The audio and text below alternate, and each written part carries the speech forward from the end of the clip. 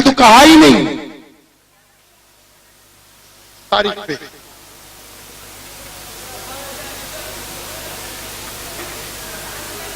कि जब दुनिया को यह पता लगा कि साहब इस्लाम तो अभी भी जारी हो सारी, इतनी मिलावटें करने के बाद भी अभी भी लोग हैं जो दर्स चला रहे हैं,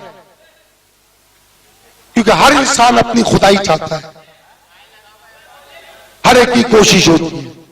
वो पूरी दुनिया में 5% है, 5% वो लोग हैं जो साजिशें करके लोगों पे अपनी हुक्मरानी चाहते हैं, अपनी खुदाई जताना चाहते हैं। तो फिरौनियत तो क़यामत तक चलती रहेगी और अभी भी है फिरौनियत। फिरौनियत एक सिम्टम है कि जो चीजें अल्लाह के हाथ में वो दावा करने लगे उसको फिरौनियत कहा जाता है। ये फिरौनियत का दावा करने वाले बहुत लोग हैं। अब इसमें जब हम चलते हैं आगे, इस सिस्टम में जब आगे चलते हैं तो अल्लाह तबारक तआला जो है अपने बंदे चुनता है, सिस्टम दिखाता है, सिस्टम को अपने चला रहा है अल्लाह ताला, पता क़यामत तक चलता रहेगा ऐसे, उसके नेक बंदे चलाते रहेंगे। ठीक, उसमें 1800 सेंचुरी में बड़े सगीर में अंग्रेजों ने साजिश की।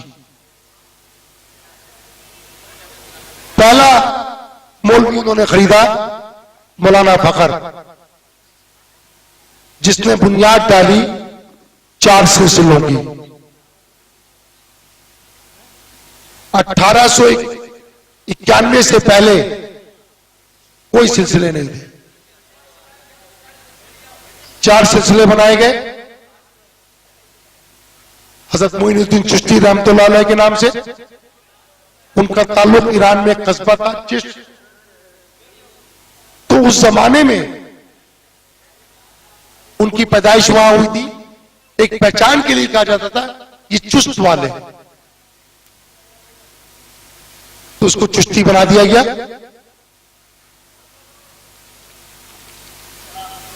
मौलाना फजलगंज मुरादाबादी, जिनकी जाए पैदाइश एक छोटा सा कस्बा था ईरान में नक्शबंद, वहां की पैदाइश थी, अल्लाह के वली थे। उनके विसाल के बाद उनके चाहने वाले बहुत थे, तो नक्शबंदी सिलसिला बना दिया गया,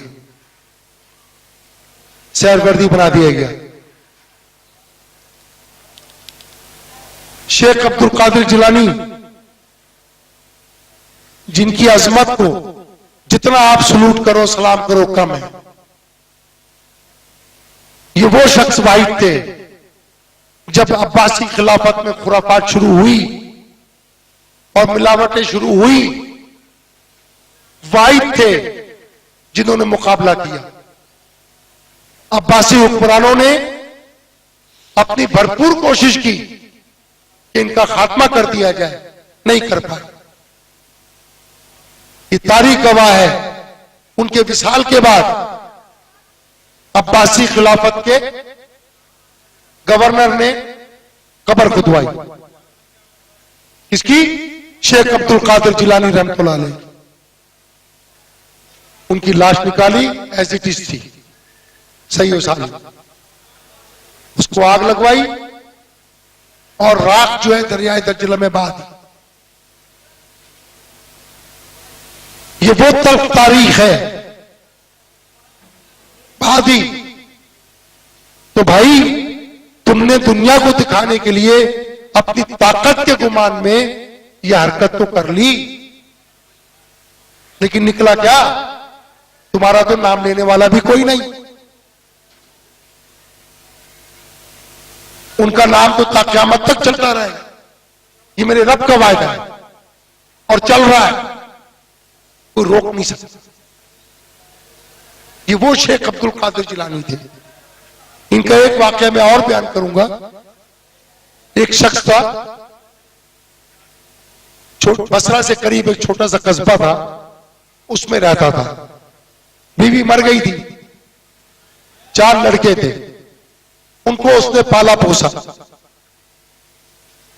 लकड़ी चुनता था, वो बेच के घर का गुजारा करता था।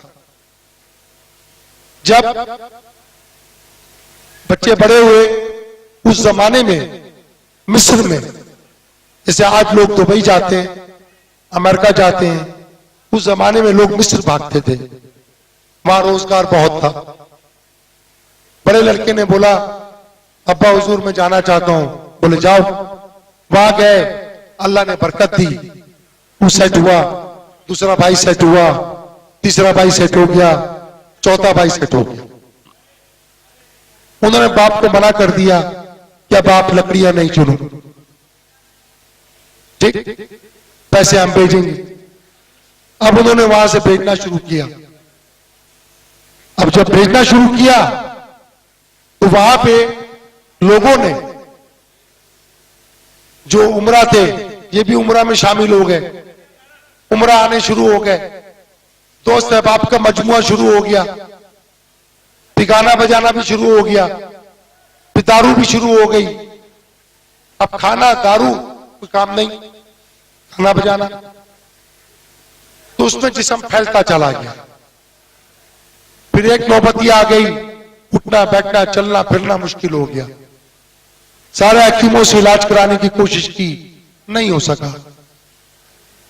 तो किसी ने एडवाइस किया, उनको मशवरा दिया, बगदाद जाओ, वहां शेख अब्दुल कादिर जिलानी है, उनके पास हर किस्म का हल है, हर मसले का हल है।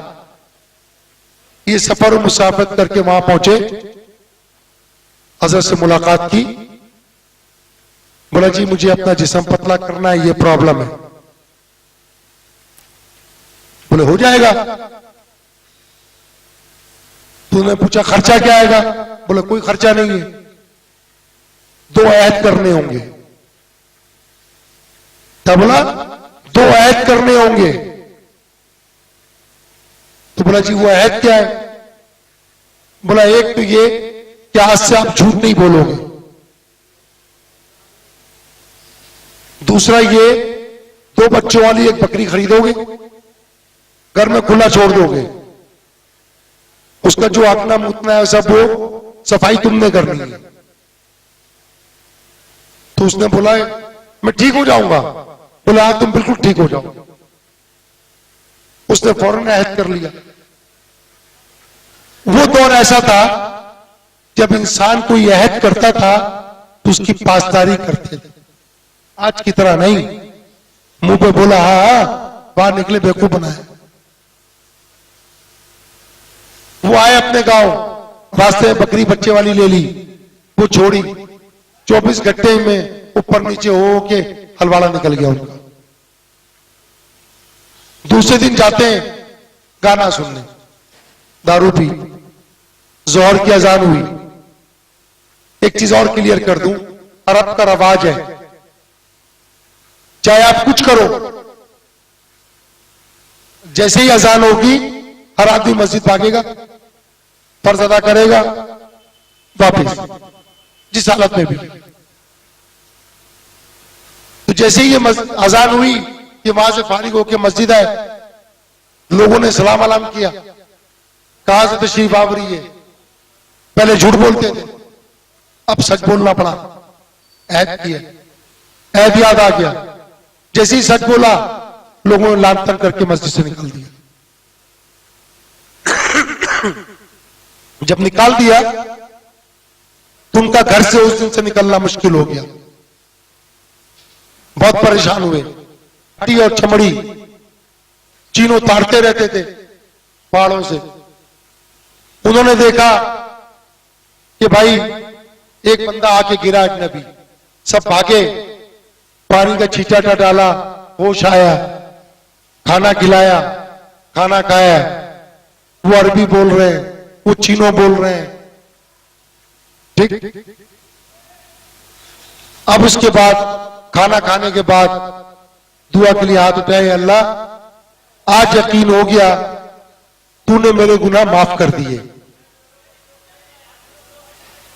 मैं कई कई बार गिरा हूं, कई कई बार बेहोश हुआ हूं, उठाऊं चल पड़ा, लेकिन आज तूने मुझे रिस्क बचाया। जिनको मैं जानता भी नहीं, जिनकी जबान भी समझ में नहीं आती, उनके वसीले से मुझे रिस्क मिला, तो आज यकीन आ गया तूने मुझे माफ कर दिया। अबे अल्लाह इनकी भी जो ख्वाहिशात है वो भी तू पूरी कर दे। अभी ये अल्फाज कहे थे, 15-20 मिनट में पता नहीं कहां से बादल आए और बरसात दे मार 4:30 शुरू हो गई। तो आपके संज्ञान में जो इस्लाम आया वो शेख अब्दुल्ला से आया। वाहिद मजार है वहां पे,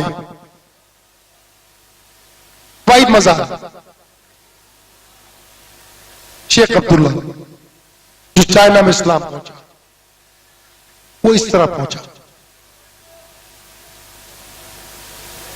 तो शेख अब्दुल कादिर जिलानी रहमतुल्लाह अलैह की बात हो रही थी। ये नहीं है जो आप पढ़ते हो किताब में, उन्होंने कहा जा तेरा हो गया, ये सब फरेब है। वो जिसकी उम्मत है उस नबी ने ये बात नहीं बोली कभी, जबकि दुनिया की सारी ताकत अल्लाह तबारक तआला ने नबी पाक को दी, लेकिन एक पावर उन्होंने इस्तेमाल नहीं की, ताकि रोज महशर उम्मत का कोई फर्द खड़ा होकर यह ना कह सके कि यह काम आप कर सकते थे क्योंकि आपके पास पावर थी, आप नबी थे, हम तो कमजोर थे। नहीं कह सकते। उन्होंने पत्थर बांधा पेट पे, जब लोगों को कह रहे हैं राज़िक अल्लाह है, खुद भी पत्थर बांधा। मूसा अलैहिस्सलाम भूख बर्दाश्त नहीं कर सके, अपनी उम्मत का और अपने लिए अल्लाह से दुआ की, अल्लाह ने मनसलवा उतारा ऊपर से। ठीक, हमारे नबी भी चाहते तो ये भी कर सकते थे, नहीं किया क्योंकि नबूवत यहां एंड करनी थी, किसी किस्म का जवाब नहीं देना था किसी को भी। इसलिए उनका अमल पूरा आप देखें, एक आम इंसान की तरह उन्होंने अमल करके बताया। उनके सारे असहाब साबित कदमी से उसी रास्ते पे चले,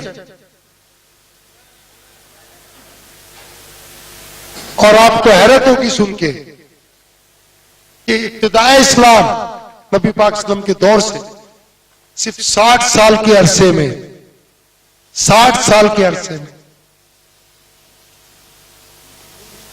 इस्लाम आधी दुनिया में पहुंच चुका था।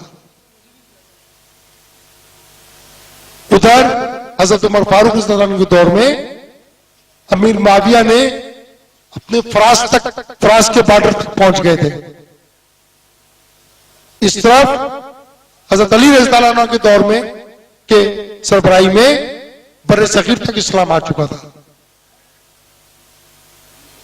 आप ये सोचें, उस वक्त भी दो सुपर ताकतें थी, एक रोमन एम्पायर था, दूसरी तरफ जोरतश एम्पायर था, पारसियों।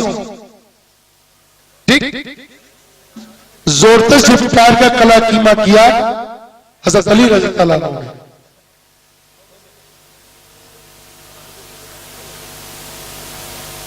ये जो फितना फैला हुआ है, ये जो उनके दरबारी थे, वज़रा थे, ये उनका फैलाया हुआ फितना। जब उन्होंने देखा एम्पायर खत्म हो गई,